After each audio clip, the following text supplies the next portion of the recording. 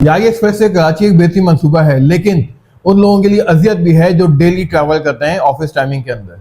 आखिर कब तक ये टूल टैक्स की मद में पर्ची सिस्टम चलता रहेगा? आखिर कब एम टैग की मद के अंदर सिस्टम ऑटोमेटिक कोई आएगा?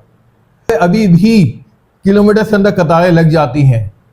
आखिर कब हमारी गवर्नमेंट और लोग ये समझ पाएंगे कि भाई जो सबसे कीमती चीज है इंसान की जिंदगी में वो वक्त है।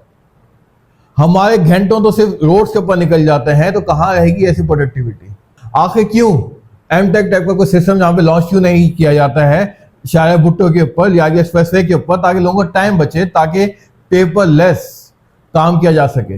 लेकिन हम क्या करते हैं कि पूरी दुनिया जो है वो तो पेपरलेस करेंसी की तरफ मूव करेगी, लेकिन हम अभी भी पुराने स्टाइल के अंदर पर्ची कटवाते रहते हैं। तो इस पर्ची सिस्टम के पीछे कोई बहुत बड़ा माफिया है जिसका कोई हिसाब किताब ही नहीं हो पाता।